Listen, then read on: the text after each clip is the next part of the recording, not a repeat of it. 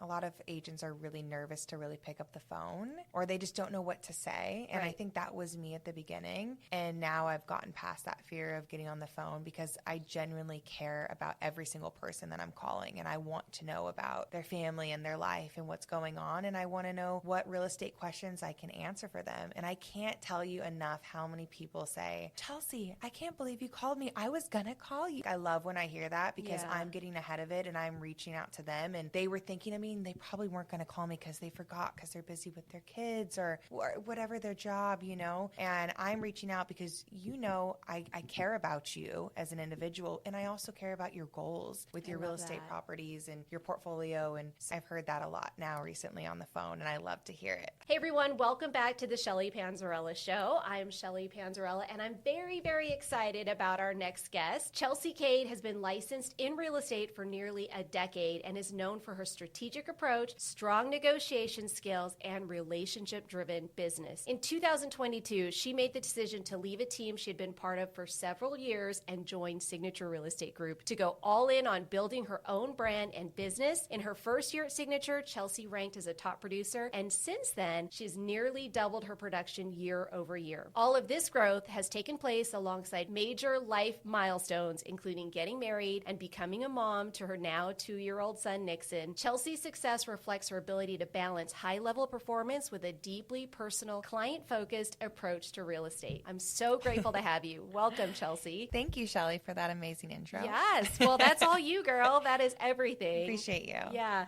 I want to just get started because we've had some time together last year doing some of our accountability calls, but I'd love for you to just tell everybody what got you into the real estate business nearly a decade ago. Absolutely. I got into real estate because, it's been more than sales for me. It's been truly helping people with one of their biggest financial purchases. People are buying their first homes, they're leveling up, they need more space, or they're downsizing. People are making big life decisions and changes, and I wanted to be a part of that. I love that. Yeah. I love that. And I know you switched gears from being inside of a team environment, right? Yes. And then you went into actually being a solo agent, building your own business and your own brand. How's that been for you? It's been a whirlwind, but absolutely incredible. I feel like every place I was before this has really prepared me for exactly where I'm at now. And I was ready to just be on my own and just kind of spread my wings and fly. Oh, I love that. I love that. We were just talking about this kind of before the podcast, right? Is, every step of the way and the different people that you've got or the different brokerages that you've been part of taught you different lessons, right? Absolutely. Yeah. So coming from the team environment, what would you say was your biggest learning lesson to coming now to where you are today in your own business? I think the biggest learning lesson was just doing the daily tasks, showing up. I would be the first one in the office. Right after I hit True Fusion, I would be in the office at like 7:15, preparing everything for the day, and I was ready to learn. And my broker knew that, and he had a lot of things to teach us with, role play and just so many different things and so many different courses. And I was all in on learning. So that I kind of brought that, and then when I was ready and I felt good, I was ready to kind of, leave that and do my own thing. Yeah. So one of the things that when you go kind of on your own, you're like in your individual little silo. Yes. What did you do to not have that individual silo? Meaning like not to have that individual, like where you still have like accountability. Is that right? Honestly, when I joined Signature Real Estate, I was actually early on pregnant, and that kind of was also the push that I needed to kind of push through. So that kind of held me accountable, I guess, if that answers your question. The pregnancy aspect of it, or yes, okay. yes. I okay, I have to show up. I have to do this. I'm gonna have a family. Yeah. And I think since then it's just been implementing processes that I have in my business and doing the actions every single day. It's kind of a non-negotiable now. Good. Because you implement it before, and then it's just like it's a daily thing that you need to do. Yeah, I love that. And I think that goes back to the mindset and where your why really comes into place. And not that you didn't have it before, but I'm sure when your son was about to be born or prior to, as you're pregnant, as you mentioned, the why shifts for you, right? It definitely does. Yeah. And then everything, like you mentioned, changes as far as like non-negotiable, which we'll talk about also. Yes. Yeah. Absolutely. I love that. Congratulations also for 2025, because, I think there was a stat that came out from NAR that 70% of realtors nationwide produced less than or had less than 2 transactions last year. Yeah. And you had your best year ever. So Yes. let's talk about that. Absolutely. I think it's really easy to get caught up in the noise and people having like the wrong mindset. I mean, you can see it on social media. People are talking about it, and I kind of steer away from that. And I just stayed focused and I did my tasks. I showed up every day. There was days maybe I didn't want to,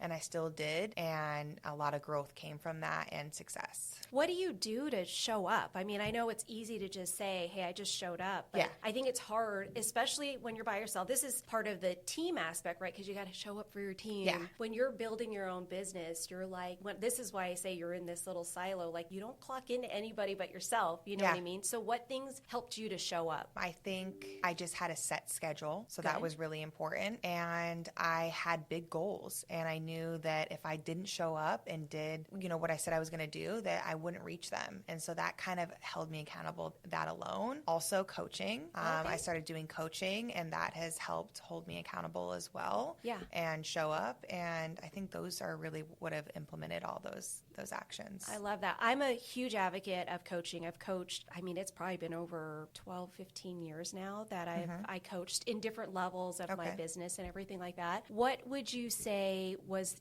and you're still in coaching today, right? I am, yes. So what was your biggest impact to coaching last year? The biggest thing that my coach really told me to do was just have more conversations.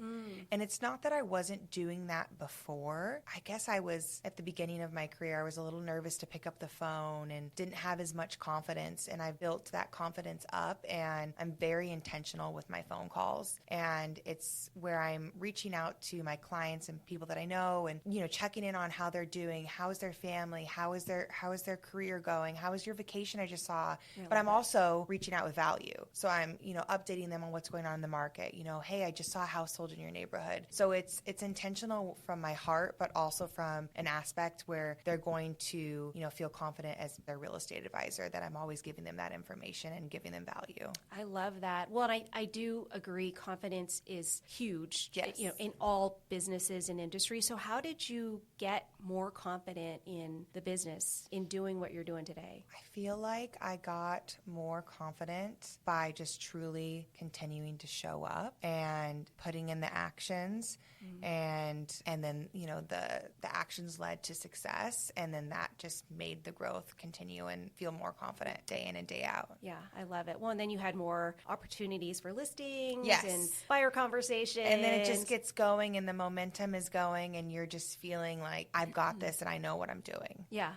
I love that. So is your coaching changing today? I know when we're filming this, it's the first month of the new year. Yeah. And so you've gone through 1 year of coaching. Yes. Does your coaching change now? Do you feel like it's a different level of coaching from what you had last year? I feel like my coach is always bringing new ideas to the table, and he's always pushing me, but he also is reassuring me of my growth as well, which is something I really appreciate from him. That's awesome. So I know most people, they have a hard time in investing in themselves. Yes. Coaching obviously is one investment, which, everybody's like, well, I can't pay for a TC. I can't do this. I can't do that. Oh, yeah. What are your thoughts around this investment that you've made? I think it's well worth it, as well as having things like a TC. I'm also working on hiring an assistant. Good. I think the more that you can push out work, that whether it's coaching or whether it's something, that's on your schedule that maybe is something that someone could be doing for $15 to $20 an hour, and that gives you more time to focus on your calls, I feel like it just makes more sense for you to grow. And that's how people, I feel like, level up in the business as well, is pushing out different activities for other people to do. Yeah. Do you feel like the expense or investment has paid itself back? Absolutely. Yeah. 1,000%. Yeah, I love that. Because I think that's the biggest fear, is that people are so afraid of the investment. Yes. versus the opportunity, right? Yeah, and I you totally get that. clearly just thrived in that environment. I think that was a big leap too, because last year I started coaching as well as I did the Signature Academy, which was an extensive training. So, and then after that, I just kind of started signing up for more things that made me feel uncomfortable, whether it was something that would take up my time that I knew that would be beneficial in the long run, or something that would be costly, video marketing, things like that, that not everybody's doing. That's right. And it's expensive and it's a little nerve-wracking at first, but then once you start doing it, you get the hang of it, and it just helps your business grow. Yeah. Things like that. I do see you all over social media, which we'll put all of her handles and all that stuff at the in the description. But I would say that too. I mean, I've watched your journey on social media as well expand and grow. Yeah. To your point, you've hired a videographer as well, right? Yes. Who's out there at all of your listings, and Yes. totally different perspective of, not that they weren't great before, but you definitely have leveled up. Yes, You know, definitely. and that's part of like investing inside of your business, right? Absolutely. As an entrepreneur now. I know we had an opportunity to be on a few quarterly calls. We did Ninja Selling. Yes, we did. And then we did Full Fee Agent. Yes. Right? So it sounds like, just based off of what you talked about with your conversations, how you connect with your clients, that's a lot of the Ninja Selling, the Ford authority, right? Yes. Is that where you learned that from? Yes, it was, and it just comes really natural now. Like, I think that really it's a lot of agents are really nervous to really pick up the phone, or they just don't know what to say. And I think that was me at the beginning. And now I've gotten past that fear of getting on the phone, because I genuinely care about every single person that I'm calling. And I want to know about their family and their life and what's going on. And I want to know what real estate questions I can answer for them. And I can't tell you enough how many people say, Chelsey, I can't believe you called me. I was going to call you. Aww. And it's like, oh my gosh, I love when I hear that, because I'm getting ahead of it and I'm reaching out to them, and they were thinking of me, and they probably weren't going to call me because they forgot, because they're busy with their kids or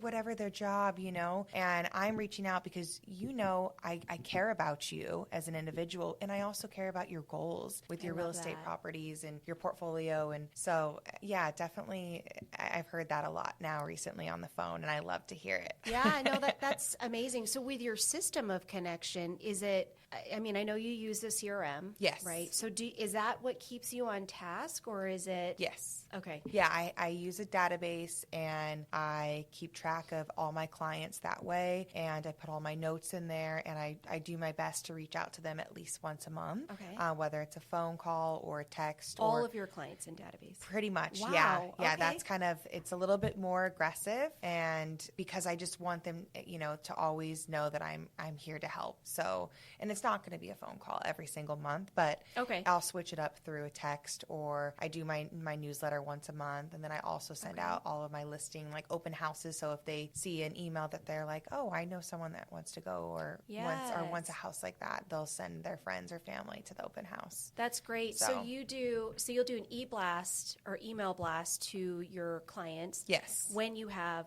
a listing. Yep. Okay, and that's really not to say, hey, I want you to move up to your home or move up in your home or whatever. It's, hey, do you know somebody? Yeah, do you know someone? Or, you know, we'll just talk about the house. I have people, too, that are like, oh, my gosh, that house is so pretty. How much is it? And people just want to know about houses or what's going on. And it's just an easy way to generate another conversation, too, about what's happening in the market. Yeah, no, I love that, because I think they don't want to send information about new listings to their past clients, because in their mind, they're like, well, I don't need them to move up. They're not going to want to buy this. They just bought a house yesterday or whatever the case may be. But I like that thought. I'll always tell anybody I'm calling, like, hey, I just listed this amazing property, like that would be great for a first-time home buyer. And that I had one in December that closed. I reached out to one of my girlfriends and I said, hey, do you know anyone for this property? And she's like, actually, I know someone that's looking for a home just like that. Wow. Now, they didn't end up buying that house, but they didn't have an agent, and I found her a house within a month. Wow. So it's just simple conversations of just connecting with people, and they may know someone else. Yeah, I love that. And I think you're right. It is honestly, it's the relationship aspect of it, but it's also you're asking, because I can pick up the phone and I can call somebody and just ask them about all those things. But if I don't include the market update or a listing or even just the ask of, you know, hey, how can I help you today in the real estate side of it? That never happens. I think 9 times or 8 times out of 10, agents aren't doing that. They're not taking it to the next level of reminding them that you are in the business. Yeah, definitely. You know? That has to happen. Yeah, I love how you're actually doing that. Well, the other books that we read was Full Fee Agent. Yes. And I know for me, that was a completely different mindset and perspective shift. How was that book for you? Yeah, no, I really loved that book. And I think one thing that really stuck with me was being what was it, the fool or the fool or the oh my gosh, I'm having favorite. The favorite, Yeah. yes. And so that was a realization for me of going into appointments of, okay, am I the fool or am I the favorite? And having to kind of dial in on that and focus on, I don't want to waste my time because being a mom now and my time is just so valuable. Yeah. And so having to kind of dial in on that, like that book really made me look at real estate in a whole different perspective. Yeah, I love that. Well, one of the things that I remember as we went through that was a listing appointment you had. Yeah, which one? And you went in there, the guy was having a hard time selling them. It was previously listed by a different realtor. Yes. And I think it went expired or yes. it had ended, and you went to go preview it and you're like, you need to paint the house, all yes. these different things. And before you would even take the listing. Yes. Which I don't know how many realtors would actually be that bold in saying this, but also be that bold in saying, hey, I won't take this listing because of this. Yeah, that was definitely a nerve-wracking situation because we kind of,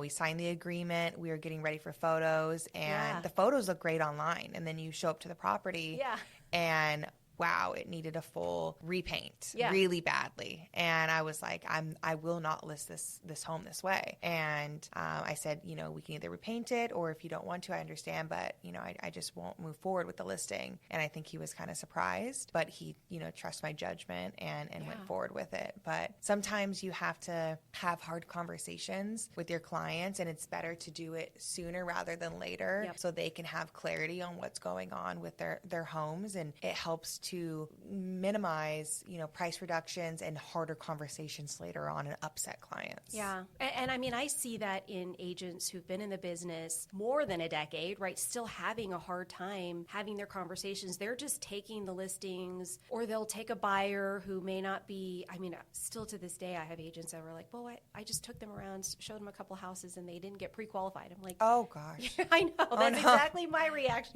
too. I think with that, I would have done that too at the beginning. And I think maybe I can respect the hustle and maybe it'll work out, and I just want to give them what they want. Yeah. But like what I've learned over the years is that it's the way that you present it to your clients that, listen, we're going to go ahead and get you pre-approved, and we're going to do this so we can sit down and do a buyer consultation, and we know exactly where you want to be at with your financial goals. And we'll know exactly the price point before we go out and shop. But I really want to go look at these couple houses. I totally get it, but let's just be best prepared and do this because I want to make sure that it fits your financial needs. And I think presenting it that way, they are like, okay, I understand. And then they move forward with the pre-approval, and then you sit down and you do what you're supposed to do and have everything signed and prepped and ready to go, so you're not running around scrambling, Yeah. That was something I did in the beginning too, is I would just show anyone without a pre-approval, and that's not something that I would do now. Just watching your journey, even in the last couple of years, like you mentioned a schedule. Yes. Like you really treat your business like it's an open door, like full standing operating business, right? Because you show up every day, office hours or this to that, and then you have all of your meetings and all of the different things, which I think is great to treat it like that. But what do you say to another agent who really isn't in that mode of treating their real estate business like a true business? I think that they need to honestly just like seek clarity, maybe speak with a broker, see if there's more coaching classes that they can do at their brokerage. And I think that they need to first start with a schedule, and second, they just need to pick up the phone. I think that's the biggest thing, honestly, out of everything that I just mentioned, was picking up the phone. Just being really intentional about the conversations that you're having, and just call everyone you know. Even if you just got into the business, like call every single person you know, let them know, hey, I just became an agent. How can I help? It's so easy to just have conversations like that. And I think that's what a lot of agents are lacking, is just conversations, truly. Yeah, I love that. And that's really what you focus on with your tasks. Yes, I have to. My goal is I try to have, if possible, 10 conversations a day. That's great. Yeah. And so making sure I'm really intentional with that is important. So when you're lining up those 10 conversations, is it stuff like, oh, I've got family or transactions in escrow, so that's part of the 10 people that you call? Okay. That would be just people in my database that I'm reaching out to, whether I'm just checking in and just wishing them happy holidays, hey, it's a happy new year. It's the 2026. How can I help you? What are your goals? Yeah. Or I'll reach out to someone and say, hey, you said you wanted to buy a house this year. What's our goals? Let's make a timeline. Let's get organized. So I try to have that many conversations, not with even before I came here this morning, I've already talked to 3 different clients and transactions. Like, I don't consider that. That's like daily. That's not that you have to do, you know, but my goal is 10 conversations per day of people who have, talked to me about real estate or something along those lines. So it's not even you're at the grocery store standing in line. No, that would count too. You would. Okay. That would count. Yeah. Good. And I guess I don't have those as often as I should. I really just try to focus on the phone calls, but no, I would count that. Like if I'm at the grocery store and I have a conversation with someone, that would be considered one. Yeah. I love that. So in 2025, was that your focus, that you were making 10 conversations a day? That was my focus. Yeah. Okay. So, and I love that because people think so much about the outcome that they don't think about the inputs that you're doing while you're getting towards that outcome. Yes. And I track it too. They're perfect. Yeah. I write it down. I love writing down, so since it's a goal, I write it down like each day. Okay. Like make little tally marks. Like that's how many, and there's no better satisfaction than reaching that goal of I had 10 solid conversations with people and we caught up on life and we talked about their real estate goals. Yeah, I love it. Well, I mean, even if it's 6 o'clock, you got to go home to your son and your husband, you only were able to connect with 8 people. Do you then push the other 2 families or next connections to the next day? No, I don't push it to the next day. And I am at a point in my life where if we were having this conversation 5 years ago, I would stay till 8 p.m. to have those conversations because that's just the type of work ethic I have. Yeah. But now my family, I try to be home absolutely no later than 6 o'clock every day, unless there's, I'm always home by 6. Yeah, I love that. I love that. Well, and that's the schedule, right? Yeah, that is the schedule. Exactly. Usually it's more around, I'm home between 5 and 6 every day, depending on what I have going on. Yeah. Well, and I know you work out too, so that's part of your schedule as well, That's right? in the morning, yes. Yeah, which I think is great. I think everybody got into our business because I want the flexibility. Yeah. But you do have flexibility. You do, but if you're too flexible and you're like, okay, let me sleep until 11 and go to the gym and then I'll hit a couple calls in the afternoon. I mean, it may work for some, but it's probably not going to work for the rest. Yeah. Well, I think, just you saying I was very intentional about the conversations. Yes. Talking about you just doing those activities. And if that's all we focused on, proof is in the pudding based on how you doubled your business that last year. Definitely. Right? And I'll give props to your coach because I know who your coach is as well. Yeah. So maybe a little bit goes to that. Definitely a little bit to him for sure.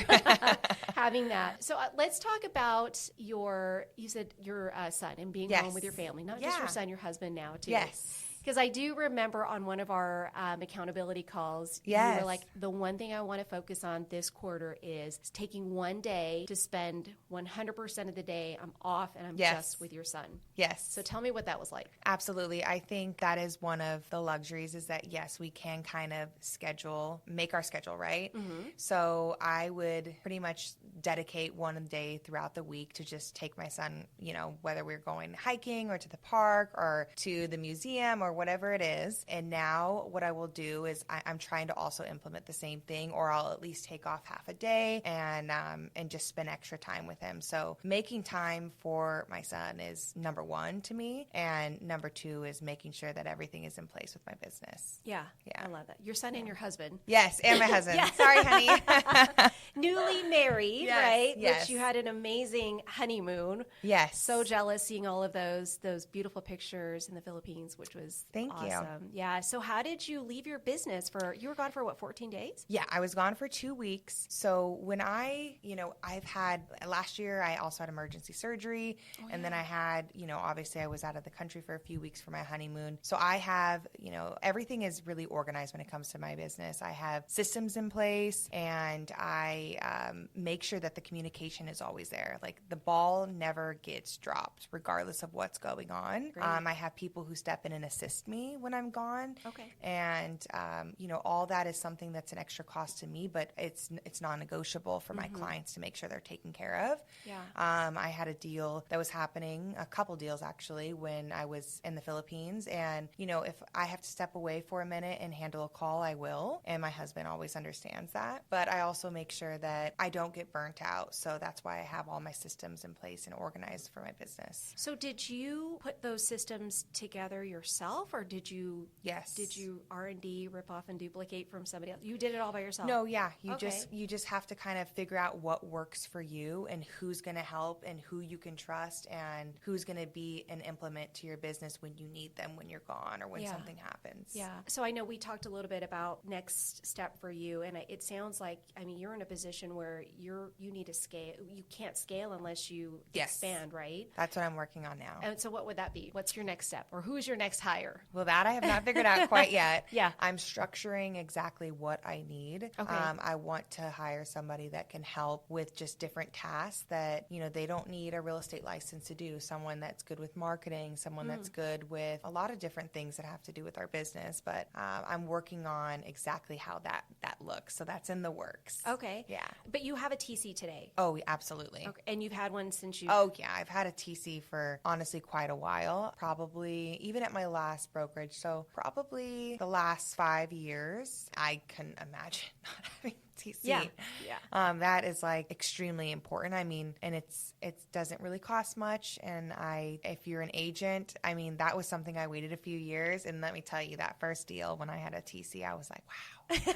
And I'm only paying them this much? Yeah. Wow. Yeah. Very, very helpful. Yeah. Yeah. I would agree. I think that's, again, it goes back into an investment, right? Yes. So I get the argument sometimes where people are like, well, I want to take I want to learn the transactions first. Yeah. Okay. I can see that. And I actually value that a lot. And I think, doing it the first few years and understanding the documents. Mm-hmm. And when you have questions, you need to ask your broker. Yeah. I always ask a lot of questions. Yeah, good. A lot. I still do. Yeah. And I think doing that is important. So maybe, the first handful of deals, doing them on your own, but then hiring someone else, because that takes a lot of time. And if that's not something that you really specialize in, like technology, that's not my strong suit. So having someone else handle that for me is it's well worth it. Yeah. And I understand the documents very well. So yeah. I think as you are also looking to take that next hire, you're going to start to identify the things that, one, you're more passionate about. Yes. And two, the things that you have a tendency to like. And I know you're very on point with your systems, but yes. there are certain things that are like, oh, I can, maybe not do this or push this one. Oh, definitely. There's like a handful of things that I really want to do, but they just take up so much time and they're not at the top of my list. So that's why I know there's just different things that I want to hire someone to do. Yeah. Yeah. I know when I first started to take that next step in needing what was like my loan officer assistant, it was literally, I saw the gaps where I'd hear it from people like, hey, I'm not getting this, or I'm not fast at this, and those are the things that they were always the last thing that I'd get done because it was not my most favorite thing to do. I love getting up talking, love meeting with my realtors, love doing the pre-approval, all that stuff. So you'll start to identify that, and then those gaps become your like job description for your next hire. So that's really exciting. I'm excited to see that's what I'm working on. Yay. Thank to you. double your business in 2026, right? Exactly. That's the big goal. That's the goal. I love it. So let's talk about the market. Okay. So Las Vegas market, how are you feeling about it as we are first of the year in 2026? So December, I mean, for me, it was still busy, but overall I saw a lot with like listings and buyers. It was definitely a little bit, it's holiday time. So I had a lot of people that were kind of standing on the sidelines waiting to move forward, right? And usually you feel the market heat up around like February, March, but January has been very busy. Ooh, okay. I have listings range between 200,000 and 1.4. Wow. And I saw an uptick in showings. I have some in like 500, 600, 700. I saw an uptick in showings in every single one of my listings. We even had a multi-offer scenario on a high-end listing.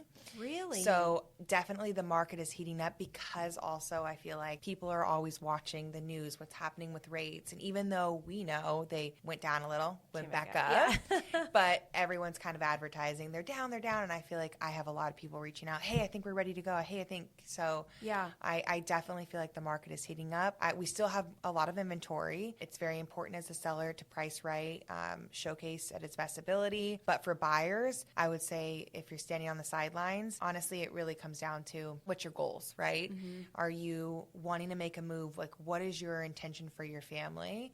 Because if you really want to make it happen and you're still renting, it's a good time to really consider. You can still get closing costs. We can buy down the rate. Like, there's a lot of avenues we can explore, especially for buyers. Yeah, I think that's one of the things, because everybody talks about the affordability aspect. Absolutely. You know, and you and I did a transaction where we helped him get into a home. He got a portion of his earnest money back. Oh, right? yeah. Oh, he yeah. has down payment assistance. Yep. I mean, there were a lot of different things that we had to do to make that. Yeah, he actually got money back. He did, yeah. And he could have got more, and they were like, no, he can't get this much. Right, we're like, so I was like, what okay. else can we use this for? Okay, yeah, which that's a great place to be. Yeah. But I don't know what he wasn't thinking about buying, right? Wasn't he renting, and then all of a sudden yes, you contacted him and he's like, Yep. hey, I'm considering purchasing a home, right? Yep, it just happens. Like, and it's too being on top of still reaching out, and that's what I had been doing. And they're like, oh, we're ready to go, and it's like, okay, let's do this. Yeah. But I think too for buyers, I feel like I've heard for many, many years, it's not just now, it's I want to wait till rates drop, or I want more inventory. And it's like, focus on what are your goals, because if it's you're concerned with rates, well, let's like work this backwards. Like, where do you want your monthly expense to be? What if I can find you a home now and I can get you closing costs and buy down the rates, and it makes sense for you now? What's really holding you back? Is it fear, or is there something else? Like, let's pull back the layers. Like, I've been working on I've gotten a lot better at that, is pulling back the layers and finding out people's why and why they're not moving or why they want to do what they want to do. Would you say that that's one of the tactics that you've gotten really good at? But did that come from, because I remember reading some of that in Full Fee Agent. Was that something that you really learned, or is it? I think it's reading about it, talking about it with other agents in our groups, and just it's also experience, becoming a better agent, feeling more confident to ask more questions. Yeah. So I feel like it's kind of all of those things wrapped into one. Yeah. And just kind of trying to work, like maybe years ago, I would have been like, okay, it's not comfortable for you. Okay, no worries. Yeah. Sounds good. Talk to you later. And now I ask more questions without being, and I don't think I'm very pushy. No. I just want to know why, and let's make a plan, even if it's in 5 years or whatever it may be. Yeah. Like, let's pull back the layers and figure out, why you feel that way, and we'll make a goal for future. So if you have somebody who's pretty much like, well, I've just given up on home ownership today, like, what would you tell somebody who says that? I would say, why have you given up? What's expensive about it? Well, I mean, everybody's saying that the rates are in the 6%. I can't afford it. The houses are over $400,000. Shelly, I completely hear you. I totally understand what you're saying, and you don't want to overpay for a property. Let me ask you, what would you feel comfortable spending monthly? I feel like we get this, like $1,500. I was going to, well, if someone says that, it's like, well, that's kind of unrealistic. Yeah. But if someone says at least like $2,000, which usually people do, yeah. Okay, so you're comfortable spending $2,000 a month. So if I could find you a house where you were able to spend $2,000 a month, would you at least be open to something like that? Yeah, because I'm paying $2,200 right now in rent. Yeah. And would you be, interested in having an opportunity to build equity for you and your family and build generational wealth? Yeah. Does that sound like something that, makes sense to you? It does. That's, yeah. So if you're open to it, why don't we at least just have you talk to my lender, Shelly, and let's at least see where you're at and what you're pre-approved for, because I can actually ask the seller to buy down the interest rate, and they can give you closing costs. Really? Yes. A lot of people didn't know that. Yeah.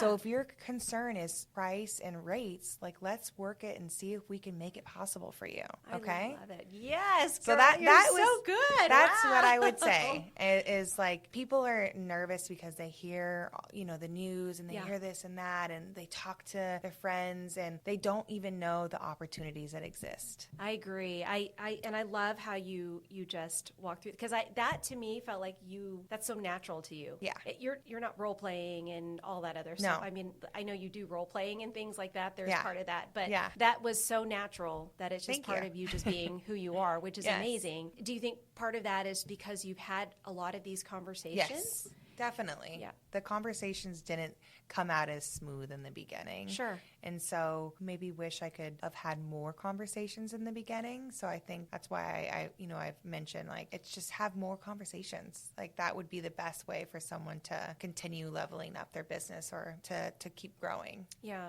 Well, you're I know you do a lot of marketing. You do videos, right, for social media. Yes. When you're doing your listing videos, are you also doing buyer-focused videos as well? Yes. As part of that videographer series, or is it different? It depends. Like, I mean, yeah, just showcasing the property, right? Yeah. But I know that you just recently, are you talking about like financing avenues? Yes. Yeah. It's so funny because I just reshared your video that you did on my listing. Yes. And I told my client about that. Yeah. Because that's another way that I can let my client know, like, hey, we did video marketing, but now we're also doing video marketing to showcase a buyer how much it could possibly be. Yeah. So I have done those. Those aren't my main focus, but I have done them before. Yeah. Are you getting buyers to reach out to you just based off of the videos? Oh my gosh. Yes. So I had some really good success on TikTok, probably in the past like 3 and 4 months. And I don't have that many friends on TikTok. Let me be very clear. I have like 1,000. You're so funny. But so I had on one of my listings, I had a buyer reach out and I messaged her immediately and said, hey, absolutely. I'd love to show you the property. Let me know your availability. What's your best contact information? I never heard back from her. So I ended up having a multi-offer scenario on this property. And I looked at one of the offers and I saw the name and I was like, why does that sound familiar? And then her agent ended up saying, yeah, she saw this listing on TikTok. Wow. And that actually happened after I had reached back out to her and said, hey, I didn't hear back from you. She said, hey, we made an offer on the listing. Is it available still? Wow. And I was like, oh my gosh, like that is amazing. Like that would have been great if I would have gotten a representative too. I guess maybe I don't know the logistics of what happened, but I definitely had to reach back out to her. But long story short, she saw the listing and she ended up finding someone immediately, an agent, and she came and saw the property and she created a multi-offer scenario. Wow. And I got to tell my clients that and they were blown away. Yeah. I was like, this is great. This is awesome. And then I also had on one of my other listings, I had a buyer reach out and she wanted to see the property and she was a very well qualified VA buyer. She's moving to Washington. So she didn't end up wanting to purchase a home here, but it created a showing for my client. That's awesome. And my clients were very impressed with that from one of my videos. Well, and I think that's how you got the other listing, right? The one that you mentioned. I'm not going to take this listing unless you repaint and do all that stuff. Yes, Wasn't it was from social media as well. Yeah, and I think, do you boost your... I do. I do boost because I like to provide the analytics to my clients so they can see how many likes, comments, reshares are happening on their property. Okay, and you're not... Are you doing this yourself or do you have a virtual assistant that's helping you? No, I'm doing it. Your whole social media? Yes. Oh my goodness, So wow. yes, this is also something that I'm, it's on a goal list of mine to hire someone to handle all of this for me. Okay, but you look at your analytics and you look at your insights and all that stuff? stuff? Absolutely. I provide weekly updates to my clients, my sellers. Yeah. And I provide all the marketing I'm doing with analytics. I provide everything going on in the neighborhood. I provide all the updates on what's happening in the MLS, how many likes, views, saves, everything like that. I want them to know exactly what's going on. Yeah, that's great. I mean, and it makes it easier. I had to have a conversation with a client the other day. We did have to do a price adjustment. There was a recent comp that sold. The second that it sold, it's going to be in the weekly updates, and I'm going to schedule a conversation with my client, and I don't have to fight on changing the price because it's right there. The data's right there. Yeah. They understand, okay, there's been a change, because there was a change when properties sold in that neighborhood last spring, and then there wasn't really anything that sold right before we listed, and now things are selling, so we're adjusting. But the reason I'm bringing this up is you don't have to try to prove anything. It's all in the data, and then as soon as you get on the phone, they're like, I get it. Okay, change the price. It's fine, Good. So it's not even really you making this suggestion. It's the market. It's the market. It's the data. You have to provide the data. Yeah, I love that. Yeah. So have you gone more from a buyer's agent to listing agent, do you feel? Actually, last year I was predominantly a listing agent, yes. And that was the first time in your career that you were predominantly? Usually I'm more 50-50. Okay. But now it's kind of switching back over to 50-50, but I feel like it's just sometimes the luck of the draw, you know? Just based off of. And right now you're 50-50, but do you have some listings today that? Yes. Yeah. Yeah, I have 4, and then I have one coming up next week. Okay. Love it. So with I love the listing aspect of it for you, because I think you're so systematic in it and kind of touching base with the realtors. Do you have a process that you do every time you list a home? Yeah. So pretty much as soon as I list a property, after it goes on the MLS, I'm going to post it on social media, and then I'm going to do an email blast, and then I send out just listed postcards, and then I schedule my open houses, and I do door knocking for that as well. Good. And I try to do multiple open houses. So I actually have a team of agents who work at Signature Real Estate Group that love doing open houses. So we'll team up together. Like actually this weekend, I'm doing one on my listing on Friday, and then I have another agent on Saturday and on Sunday. Perfect. And we're all marketing for the home. Good. So, because for me, all I care about is as many people in the door for my clients. Yeah. So let's see what else. And then I do social media, video marketing, and then I'll push ads on my video marketing through TikTok and Instagram. Okay. And then I will also do reverse prospecting as well through the MLS. So I'll reach out to agents who have a client who fit the needs of my listing, and You see that in MLS? Yeah, you I can didn't see know that. Okay, Yeah. cool. So that's pretty much the main things that I do. I know there's a few other that I'm probably missing. And off then the top of my head. after, when you actually go into contract, do you do marketing after the fact, or? I will continue to market, yes, but I won't usually push ads if we're under contract. Okay. But what I'll do is, as mentioned before, I'll do the weekly recaps, and that'll have everything in there. So they're never going to wonder, what is she doing to list my home? What is happening in the market? Like we have weekly calls on top of that. Okay. So I want my clients to always feel that they know exactly what's going on and they know exactly what I'm doing, because I never want them to think, I don't, where's my agent? I hear all the time, where's my agent? Yeah. What are they doing? And that's not going to ever happen with me. Good. Yeah. Well, and that's your tight schedule. Yes. You're showing up and all that fun stuff. Yes. What about for your buyers? How are you getting your buyers today? It's just pretty much from conversations. Oh, that's it. Okay. Yeah, I would say I don't do any lead programs or anything like that. It's simply from my database, from referrals and consistent follow-up and having conversations. And, I'm finally at a point where when I go into most of the rooms in the community that I'm around, my friends and everything like that, they're always asking me about real estate. So before you know it, next thing they say, hey, this person, my mom needs to buy a house, or my neighbor. And so I do get a lot of referrals as well. Do you feel that switched or shifted for you after a certain period of time in your career? When do you think that was? It probably happened about halfway through. Okay. But then really when I joined Signature Real Estate Group and I was on my own, that kind of gave me this extra confidence boost doing it by myself. Okay. And that confidence kind of led the room when I would come in to a party, whatever it may be, a baby shower. Somebody's always going to ask me what's going on with real estate, or what's going on with the rates, or hey, by the way, I think I want to move. It's always a topic of conversation now. I think because people can feel my confidence, and I'm constantly always posting online as well about it. Yeah. Well, I think that's the hard part too. Some realtors are just afraid to show up, period. Yeah. But then to show up to these events and actually let people know that they're in real estate. Like, I don't want my whole family to know that I'm in real estate. Well, they're going to be your biggest advocates, hopefully. Yes. Right? Or not. Hopefully. But that, to your point where you're like, well, I walk in and everybody already knows I'm a realtor. Yes. That's who I am. That's what I do. Mm-hmm. And that's because you've created this brand around yourself, which is really remarkable just in everything that I've heard that you've done. I know we've talked about everything. I just want to make sure I didn't miss anything, because I wanted to make sure we talked about your family, talked about the market. What do you think about 2026, and where do you think that the market is going to be for all of us?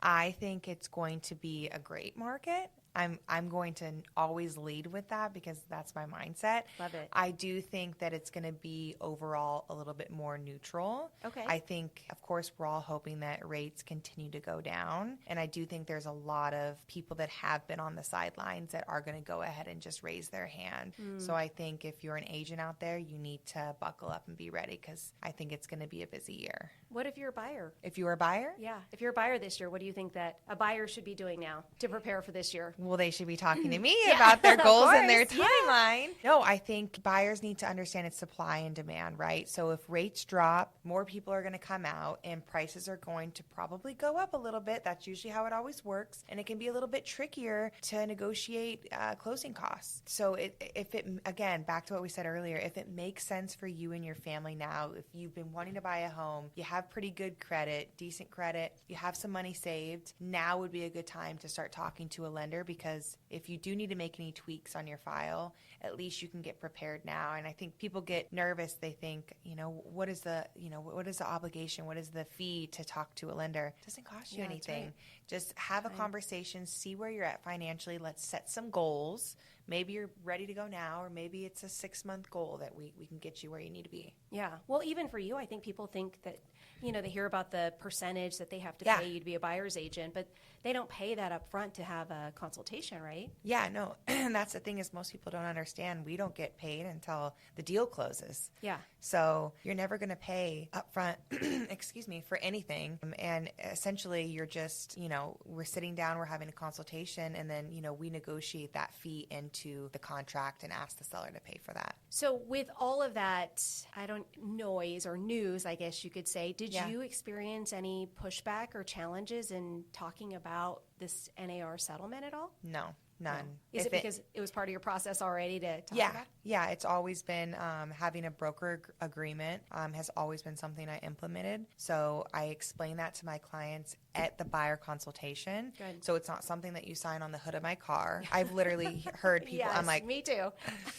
And, obviously some people are out of state too. So I'll schedule a Zoom and I'll go over it with them so they understand my fee and why I charge that and how it works. Love it. And even in the cases where maybe a listing isn't offering your full compensation bananas, I think we have to call it. Yes. How do you have that conversation with your client? I let them know, we're going to go ahead and put this into the offer. We're going to ask the seller to pay for it.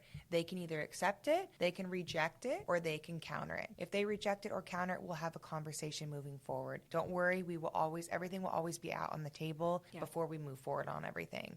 I want them to, people get nervous that there's going to be some secret fee or something like that. No, we're always going to have a conversation moving forward if they counter the offer, and then we'll figure out how we want to proceed. I love that. I love that.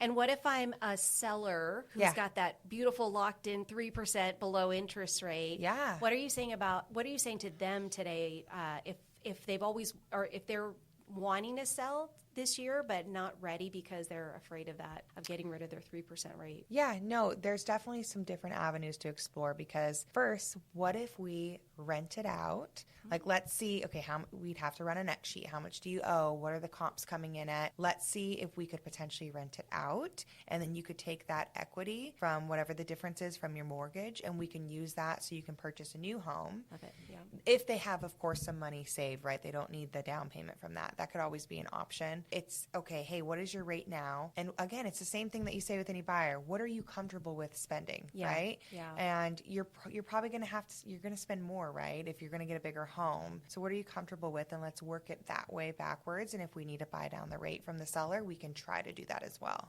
Yeah. Because there's always different avenues we can explore. Let's look at everything and see what makes the most financial sense for you. I love that. So are you seeing in the listings that you have today, are a lot of them moving up? Are they moving out of the market, or what are variations? Wow. I have people getting larger homes. I have people who are, don't want to keep their investment properties anymore. Okay.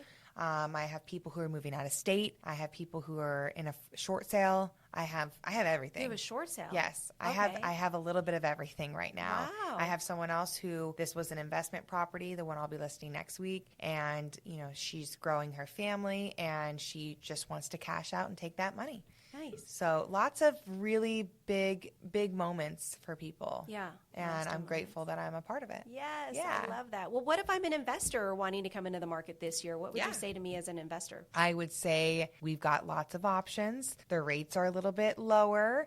Let's see what we can find and work the numbers and go from there. I have a few investors that I've just sent properties to the other day, and there's definitely opportunities for them as well. I love it. Yeah. I love it. Well, Chelsey, I am just so grateful for you coming on here. You're just a wealth of knowledge, but I'm so proud of you because just to watch your journey. I feel like I had front row view of that growth, the doubling of your production last year from the year before, and could feel that in all of the conversations. But even in that year, I could sense the level of confidence growing in you, and even in how you've had conversations, even with your peers.